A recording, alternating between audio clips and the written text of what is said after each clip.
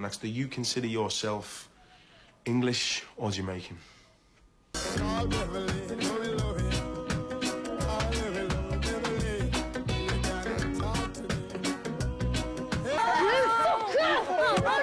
I fucking want them. What are you fucking doing? What do you reckon? Niggas? Prije skoro 20 godina, točnije 2006. godine, izašao je ovaj dragulj kinematografije po imenu This is England. This is England, and this is England, and this is England. I po mojem skromnom mišljenju, to je možda jedan od najvjernijih prikaza, ajmo reći skinhead, to je punk, oi, subkulture u to vrijeme. Točnije u Britaniji 80-ih godina, to jest početkom 80-ih kada je počeo Falklandski rat. Jedan od beznačajnijih ratova koji je trajao otprilike nekih 10 tjedana između Britanije i Argentine o nekoj tamo hridi bogu iza nogu za koju realno nikom nije zapravo bilo stalo, osim što je Britanija tamo naselila svoje stanovništvo. E sada zašto je Falklandski rat jako bitan u ovome filmu? Pa upravo zato što našem glavnom glumcu, mladome Shaneu, je otac poginuo za vrijeme Falklandskog rata i njega to nevjerojatno muči. Naravno, on se ne osjeća kao da pripada igdje, svi ga zlostavljaju u školi, primjer zbog njegovog načina oblačenja, njegove čudne frizure, ali mali ima taj umf u sebi, voli se boriti, ne dopušta nikome da ga maltretira, ne trpi ničija sranja i odlično je to prikazano. U suštini This is England nas vodi kroz život mladoga Shanea, to jest njegovo odrastanje, njegove formativne godine i način na koji on upoznaje bandu, ajmo reći grupu skinheadsa, koji jednostavno se vole zabavljati, pušiti malu travu i jednostavno nemaju neke velike brige u životu, imaju nekakve svoje poslove i tako, provode vrijeme, više manje gube vrijeme, ne. Ajmo reći da je to doba Margaret Thatcher 80-ih godina, doba nekog novog konzervatizma, svi umrze, zemlja je u totalnom raspadu, nezaposlenost je ogromna, to su neke nezamislive brojke u to vrijeme. Britanija ima velike probleme sa migracijom poslije Drugog svjetskog rata, moralo se nadomjestiti stanovništvo, trebalo se razvijati dalje, ima tu hrpa Pakistanaca, Afganistanaca, Iranaca, svakih Anaca i to je onaj drugi dio filma gdje dolazimo do našega negativca Komba kojeg je utjelovio izvrsno Stephen Graham, kojeg vjerojatno znate iz modernijih stvari tipa Adolescence koji je izašao na Netflixu i način na koji on želi pridobiti ovu bandu mladih skinheadsa na svoju stranu, jer naime on je upravo izašao iz zatvora, očito je tamo radikaliziran, nažalost to nije baš podrobnije objašnjeno, ne ide se u detalje zašto je on takav, zašto je postalo takvo, no možete shvatiti prilično dobro iz filma da je upravo izašao iz zatvora, da je jako nezadovoljan, ima nekog frenda Benja koji je ono polubajker, hoda okolo s mačetom, jednostavno ne priča baš puno u filmu, mislim da ima bolje da kaže 3 rečenice, ako i toliko, ne. Te on sada želi dobiti skinheadse na svoju stranu, naravno javlja se tu i British National Front, to jest National Front pokret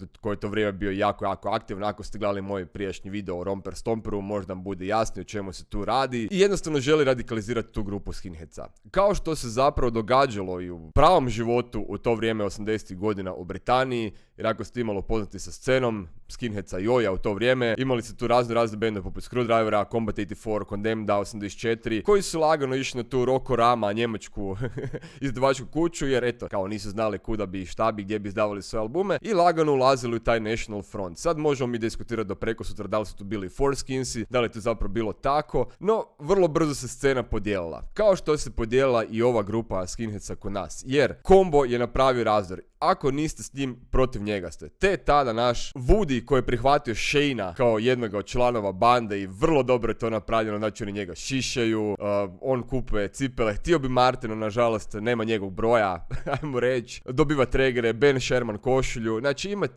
cijelu opremu i postaje skins. Dakle, Combo radi taj razdor. Combo kaže Woody, gle, ako nisi s menom, onda si protiv mene. Woody mu kaže da, ne želim biti ispravnog mozga kao ti.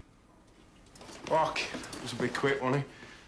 ain't been fucking brainwashed, Combo. I tu dolazi do podjela. A Shane ostaje sa Combom. Zašto? Zato što Combo predstavlja tog oca koji je nažalost poginuo u Falkonskom ratu i vidi ga u Combu. Combo njega već zove sinom, pregrli ga na svoju stranu i on ostane sa tom dijelom ekipe, ne. Naravno, moramo tu spomenuti Seanovu mamu, koja se stvarno involvirala u život svojega sina i način na koji odraste i suporta ga, znači ona ga podržava u tim stvarima, no i dalje ima dozu zadrške, želi znati što se događa, koja je ta ekipa i možemo stvarno vidjeti da je to bilo u to vrijeme tako. Čak ako se ja iz 90-ih sjećam, recimo imate se tu stariju ekipu koja ona daj odi mi popljuga, družiš se malo s nama, ne, a roditelji su oni koji bi trebali biti onako, ok, s kim se ti družiš zapravo, šta se tu događa i mislim da je naglasak na taj dio jako dobro odrađen u samome filmu. Naravno da ne bi se bilo toliko monotono, nisu to samo kamo reći bande koje se zabavljaju okolo i recimo jedna strana i druga strana, imamo malo i romansu, naš Sean mladi se zaljubljuje u takozvanu Smell koja je kamo reći neki post-punk, new wave, ženska, koja je prilično su to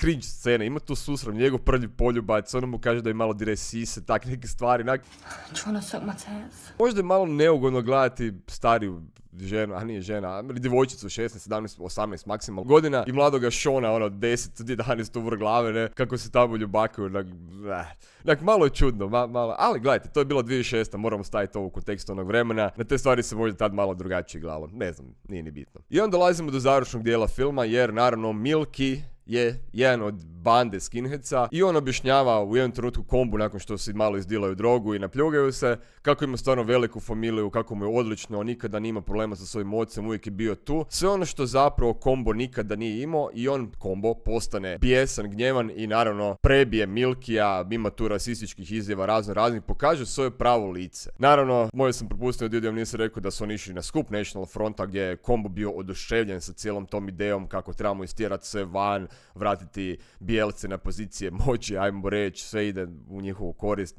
Taj dio je stvarno jako mučan i nažalost jako točan, stvarno je tako i bilo nekad davno. Ne morate vjerovati meni na riječi, ima hrpetina izvora, nisam ja neki kronolog. I da, Milky završi u bolnici, sva sreća ne umre, mladi Sean se zapita da li je to stvarno društvo s kojim se on želi poistovjetiti, Combo nestane. I to je onaj drugi dio koji mene malo žucira. Više ne vidimo Woodya, kada se oni jedanput rastanu, još se pojavi samo jednom kada Smell, to jest Michelle ima rođendan i to je više manje to. Oni samo kao nestanu odjedanput, ne. I Combo nestane, ne znamo što se s njim zapravo dogodi. Zadnja scena zapravo pokazuje samo Seana kako odlazi na mjesto gdje nekad davno jeo bombone i baca St. George zastavu u more. To je to, to je više manje kraj filma, vidimo još nešto o Falklandskom ratu, što se odvijelo neke arhivske snimke i to je to. Sve u svemu, odličan film. Mislim, znam kad je izašao, ja sam gledao skoro prije 20 godina i tada je imao tu dobru poruku, bio je stvarno snažan film. Gluma je izvrsna, nevjerojatna, kostimografija je on point, stvarno, znači možete vidjeti Harringtonke, spitke, tregere, marte, isprne džinse, čuda, znači sve ono kako su skinheadsi nekad davno izgledali i kako bi trebali biti traditional skinheadsi, ako znate pojam taj, to je to. Objedinjeno je sve, imate naravno tu i two-tone i ska, prvu generaciju skinheadsa, spominju se i Madness i Specialsi, svašta, znači film je jako pazio na detalje i to je ono što mi se zapravo najviše sviđa. Nevjerojatno dobro je razrađen. Priča,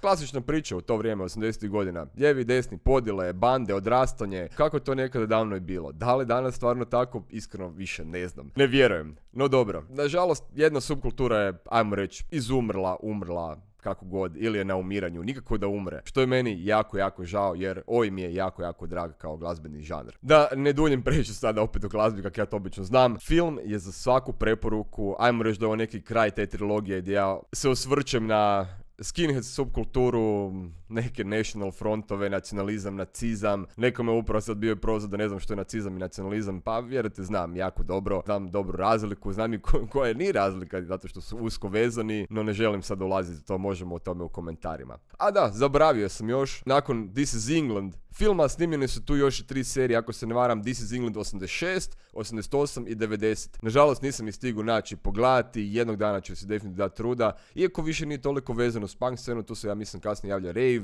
više se skreće na huligane itd. Još jedna zanimljivost u samom filmu, a to je jako tragična sudbina glavnog glumca Thomasa. Turguza koji je utjelovio mladoga Shona, jer u to vrijeme on stvarno nije niti bio glumac, to je bila njegova prva uloga, čak je tražio 5 funti unaprijed za, ne znam, pojavljivanje negdje, ne, no zapravo njegova majka je nažalost umrla od raka i tu se pojavio Stephen Graham, drugi glavni glumac i naš negativac Kombo, koji ga odlučio posvojiti. Nažalost, to se nije dogodilo. No, čovjek je stvarno dao, znači, najviše što je mogao od sebe. On je, prije nego što njegova majka umrla, imali su mali, ajmo reći, sastanak gdje on jednostavno ponudi, gledajte, ja ću posvojiti vašega sina, dečko je predrag, predobar je, no nažalost to se nije dogodilo. I ovaj film je zapravo svećen Thomasovoj majici. Hvala vam lijepa na pažnji i vidimo se u sljedećem videu. Bok!